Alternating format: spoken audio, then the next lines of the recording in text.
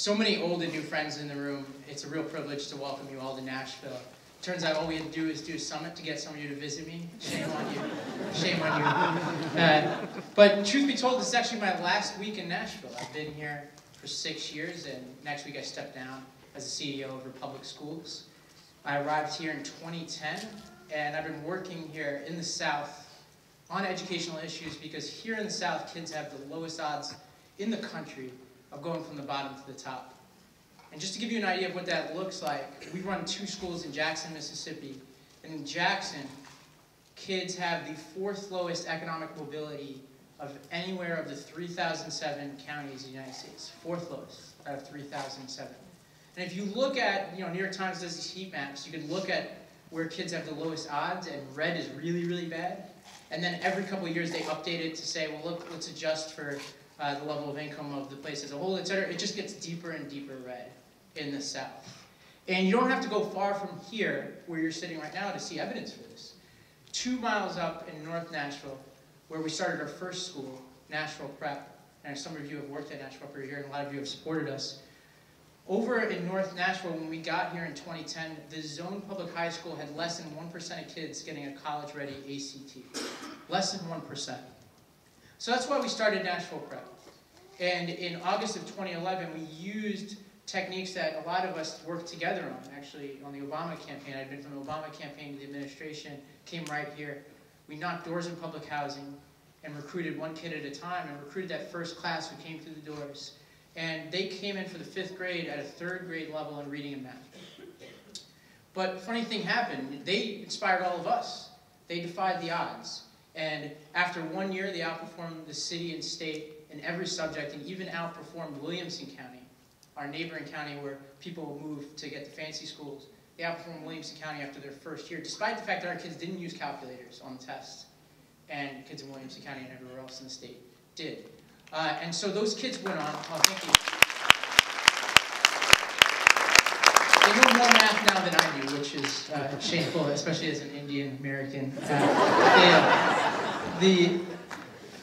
Our kids have gone on to break so many records around the state, and now we're sitting at 6 schools throughout the South, thousands of kids, and there's not a day or a minute that goes by that I don't think about those kids. And I thought about them in particular on November 9th. I know we all have a November 9th story. I've actually, one of the great privileges of the past few weeks and putting this thing together has been hearing all your November 9th stories. And my story goes as follows. I woke up, or actually didn't wake up at all because I didn't go to sleep like many of you. And I got a call from our leadership at our high school.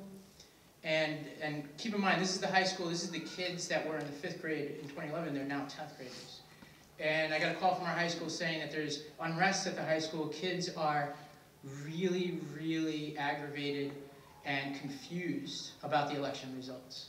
So I drove over to the high school, pulled all the kids into the gym, and held an impromptu town hall. And I gave my best explanation I could for the kids about how to think about the election results. And it just really wasn't good enough. I talked about the fact that I spent some of my seminal years with the president that I didn't agree with, and I saw my brother go off to war, I saw my friends go out to war, and there were life and death consequences, but in the end, it's not the same.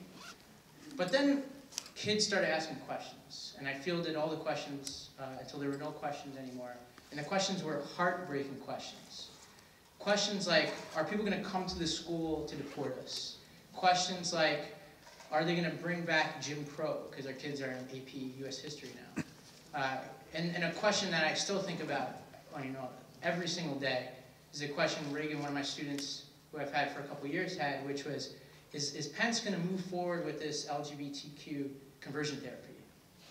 And so it broke my heart. And those of you who's from Nashville around here, those of you who know me and my reputation around this town is that I'm known as this strident, confident leader who brings clarity to things that shouldn't be clear at all sometimes.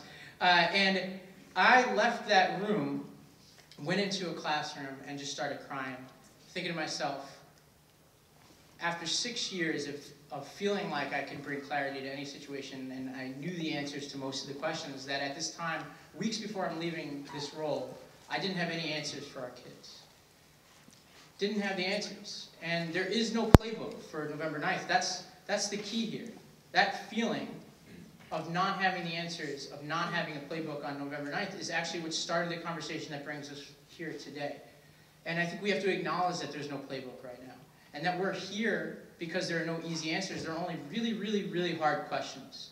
And we have to start with those hard questions and one step at a time begin to answer them. And as Jason said, we are not going to even get you halfway there to the answer to those questions. That would be silly. But we're taking a few steps forward together before the holidays, before the inauguration, to say, we are going to pull each other up and we're going to start to answer these questions. And so after I left that school, I got into the parking lot and the work began. And I called my good friend Jason, who you've all got a chance to meet now.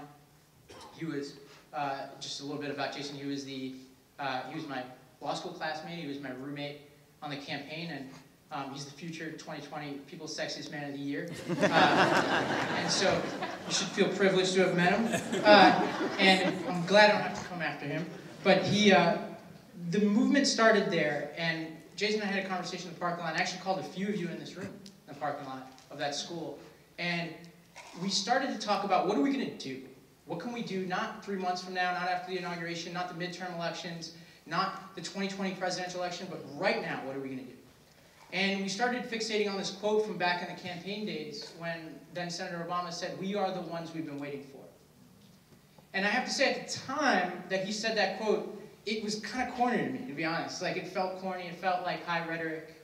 And if you remember, the senator at the time had this speech about the Joshua generation. And that stuff, to be honest, didn't really have as much meaning, nearly as much meaning as it has now.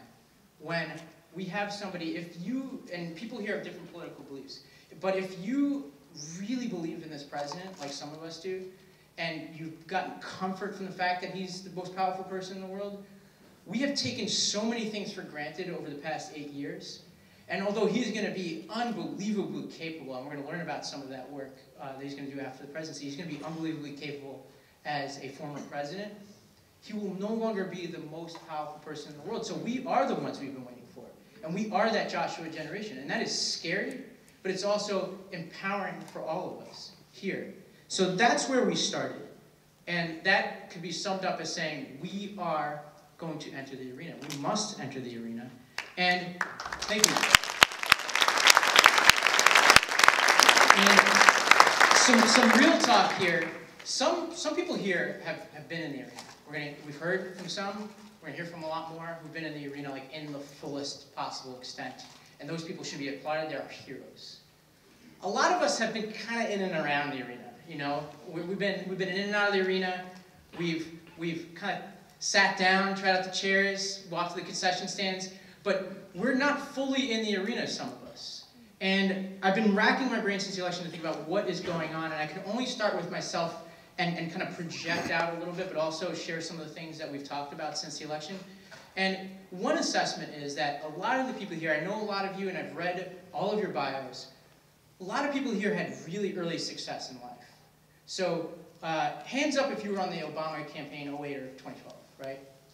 Lots of people. So a lot of people had early success being on seminal, historic campaigns early in life. So you could always pass the Thanksgiving test when you go home. Everyone wants to talk about whatever it is that you're doing, right?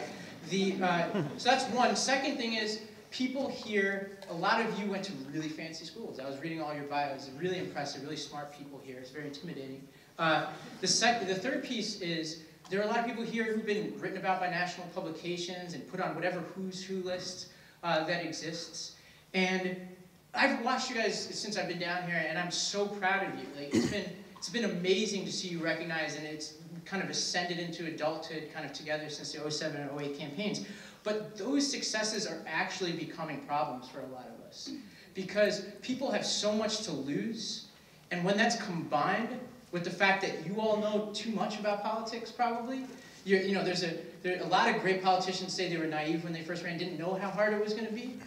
You all know how hard it is, most of you, because you've been next to people. You've helped people become elected. Some of you have run and won, some of you run and lost. And so the combination of the things that you have to lose with the fact that you know a whole lot about the political system and what it means to run for office means that a lot of you have been asked, and I love to ask people when they run for office, I asked you, your friends asked you, your parents asked you, you're going to run. You say, yeah, I've been thinking about it. Like, and for years you've been thinking about it, right? And to quote my old law school dean, we're going to die with our options open. You know? Dean Code. And so the people in this room have got to get up. We've got to get up, and I even mean this about myself. I, like you, I read your surveys, right? And everybody here's got something embarrassing that they've done, and we're going to hear from some folks who've run and won with some pretty, like, big mistakes. And a lot of people in this room have made big mistakes. I certainly have. One day I'll fully share those mistakes with you, but that will not be today. But it is okay, and we'll talk about what that means. It is okay to have made mistakes, right? Lord knows our president-elect has made some mistakes, and he just won the highest office in the land. So don't be so hard on yourselves. Why? But why do we have to end the arena in all seriousness? Why do we have to enter? You all have your reasons. You have kids, right? A lot of you have kids. You think through their eyes. I'm going to come back to the kids that I know, because I don't have kids of my own yet. The kids that I talked about who walked through our doors in August 2011 are 2.5 years away from college, basically adulthood, right? And these kids are not talked about in this post-election analysis at all. And they're kids who are going to, whatever moniker we put on them, right? They're not going to be millennials. Whatever moniker we put on these kids, they know a world that is fundamentally different than everybody in this room knows. For their entire life, we've been at war.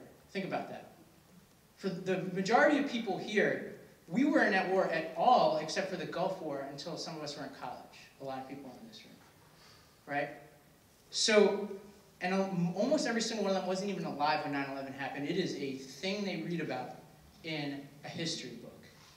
And most of them know in their head the president as a black person. Right? So the world that they think about is fundamentally different. And reassuringly, those kids who were in the 5th grade in 2011 will be voting in the next presidential election. Nobody's talking about this. Everything is looking back, right? There's every election we look back and say, what about this block of voters, and what about that block of voters, and how do we speak to this subgroup and that subgroup? But, you know, a lot of people are here, and I read a lot of your responses because you're frustrated that the people older than you aren't listening to you. And we have to pay it forward to the kids that really need us the most. We have to start giving them answers to those questions they had in that town hall. We have to protect them before they can vote, and then we have to serve them when they are able to vote as citizens, and we have to support them to become our next generation of leaders. Because there has never been a time when democracy is more under threat, and this was before this past election. If you look at the data, right now, millennials in this country have a negative perception of democracy that is on par with people in Russia right now. This is written about in the Washington Post, right? And so our kids are on, and the younger you are, the less faith you have in democracy. And so this group of kids, some of your kids are this age or younger, the kids that I serve, I think about, are going to enter the electorate with less faith in democracy if we don't do something about it right now. And that is extremely, extremely dangerous when you combine the trends that already existed with what just happened in this election and what potentially could be coming after that. So, we have to serve those kids. Why are people losing faith in democracy? There are a lot of reasons, but one huge reason, and I know Secretary of State Kander is going to talk about this, Congresswoman-elect Murphy definitely talked about this. One of the reasons, and it's not the only reason, I don't want to be simplistic here, one of the reasons why people in this country are losing faith in democracy is because a lot of our politicians don't talk like anything resembling a normal human being, right? So it's not that people should be like referencing TV shows and stuff, right? I don't want my congressman reading books, right? But it's like they don't have to have all of our feelings, but they also shouldn't be speaking in talking points, as the Congresswoman-elect talked about all the time, right? Say something interesting, surprising. Have a group of positions that doesn't line up perfectly with what you need to get elected on, right? Take a risk, right? Whether it's on education, whether it's on the sharing economy, whether it's on regulation, right? You could be a Democrat who has some problems with some regulation. You could be a Democrat who's for charter schools. You could be a Republican who hates charter schools, right? Surprise somebody with an eclectic set of views that you came up with independently of the poll testing of your district, right? Abandon those talking points.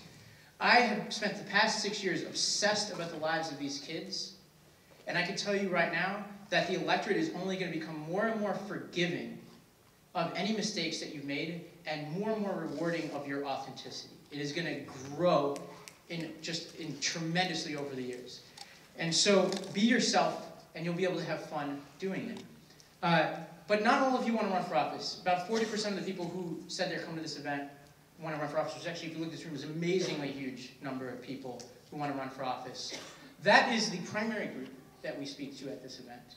But at the same time, we've lined up a bunch of experts that will help those of you in the 60% also think about your lives. So first of all, if you're not going to run for office, really listen carefully to the people who do with the non-judgmental ear, right? Because it's so easy to say, if I ran, I would do this, or they made that compromise, or whatever, and I certainly have been in the peanut gallery. But we're here to celebrate the people who took that risk to put their livelihoods on the line, are able to go through the demeaning spectacle of running for office in this country in order to serve us, right? So I want you to learn something from the people that you see if you're not going to run for office. But we also have experts on redistricting, data analysis, marketing, political operatives, nonprofits, who are here to help you realize your vision.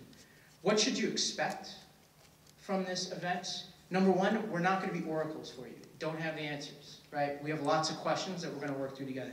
Second is that we that put on this event are on this journey with you. I am tired. I'm not going to be anybody's leader coming out of this event. Nobody here is coming here to anoint themselves a leader of anything. We're here to be in a dialogue with you and walk alongside you. I don't even know what I'm doing after I leave, right? So I'm not here to bring some amazing clarity to you about what it is I'm going to do and where I'm going to take you, and nobody here who's listening on anything is here to do that. The third is that if you have something you're doing or some office you want to run for or whatever, do not sell anybody at this event. Just engage as a real person. Think independently. Go to first principles. I promise you, you will get accomplished what you need if you just take a step back and have some fun. It's been some dark times. All right? So just have fun. Be a good listener. Meet people. Figure out what makes them tick. And as a final piece here, just to talk about what it is you should expect in terms of programming, we put this thing together since November 9th. We had to make some tough choices. We had to be urgent about it. We made the decision that we're not going to be able to make you leave this place with a ton of skills that are going to be, top to bottom, this is what you need, you're ready to go, the next Obama, right? Not going to happen coming out of here, right? But what we can do is focus on, for those of you who've ever been dieting before, motivation is the #1 factor in whether your diet is going to work. And so we're going to work mostly on the motivation piece in this room. We're going to motivate you to run, and more importantly, the biggest thing, whether it's dieting or politics, that's going to keep that promise is creating a community of people who are going to hold you accountable to that. All right? So that's what we're going to create here. In the meantime, though, along the journey, you're going to meet some amazing people. You're going to meet some elected officials who are going to share with you their stories. You're going to hear from former Mayor Carl Dean, who's going to talk about how you can have fun and change people's lives at the same time. You're going to hear from Mayor-elect Michael Tubbs, who's going to talk about how you can get through personal crisis and communicate authentically with voters and get through some of the things that some of you are thinking about right now. But it is my pleasure to tell you that right now, you're going to hear from Secretary of State Jason Kander, who Dan Pfeiffer himself anointed as the heir to Obama's legacy, so no pressure. Jason, somebody who ran a race, and I want you to really hear me on this one, through his loss, gave us hope. Through his loss, gave us hope. So everybody give it up for Secretary of State.